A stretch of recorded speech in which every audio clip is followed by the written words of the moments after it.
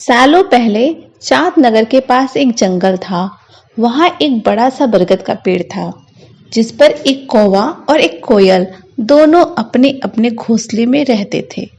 एक रात उस जंगल में तेज आंधी चलने लगी। देखते ही देखते बारिश शुरू हो गई।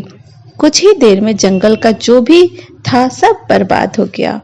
अगले दिन कौवे और कोयल को अपनी भूख मिटाने के लिए कुछ भी नहीं मिला।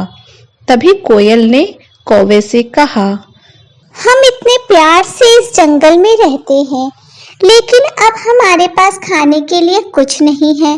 तो क्यों न जब मैं अंडा दूं तो तुम उसे खाकर अपनी भूख मिटाना, और जब तुम अंडा दोगे तो उसे खाकर मैं अपनी भूख मिटा लूंगी। कौवे ने कोयल की बात पर सहमति जताई।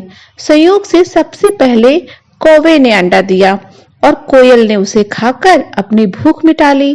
फिर कोयल ने अंडा दिया। कौवा जैसे ही कोयल का अंडा खाने लगा तो कोयल ने उसे रोक दिया।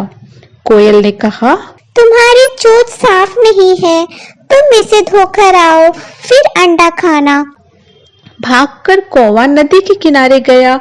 उसने नदी से कहा, तुम मुझे पानी दो, मैं अपनी चोंच धोकर कोयल का अंडा खाऊंगा। नदी बोली, ठीक है, पानी के लिए तुम एक बर्तन लेके आओ। अब कौवा जल्दी से कुम्हार के पास पहुंचा। उसने कुम्हार से कहा, मुझे घड़ा दे दो, उसमें मैं पानी भरकर अपनी चोंच धोऊंगा और फिर कोयल का अंडा खाऊंगा। कुम्हार ने कहा, तुम मुझे मिट्टी लाकर दो, मैं तुम्हें बर्तन बनाकर दे देता हूँ। यह सुनते ही कौवा धरती माँ से मिट्टी मांगने लगा। वो बोला, माँ मुझे मिट्टी दे दो, उससे मैं बर्तन बनवाऊंगा और उस बर्तन में पानी भरकर अपनी चोंच साफ करूंगा, फिर अपनी भूख मिटाने के लिए कोयल का अंडा खाऊंगा। धरती माँ बोली, मैं मिट्टी दे दूंगी, लेकिन तुम्हें खुरपी लानी होगी, उसी से खोदकर मिट्टी निकलेगी। दौड़ते हुए कौवा लोहार के पास पहुंचा।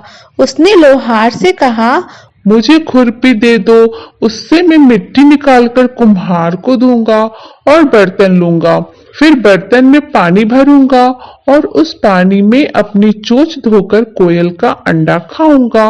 लोहार ने गरम गरम खुरपी कौवे को दे दी। जैसे ही कौवे ने उसे पकड़ा, उसकी चोंच जल गई और कौवा तड़पते हुए मर गया। इस तरह चतुराई से कोयल ने अपने अंडे कौवे से बचा लिए।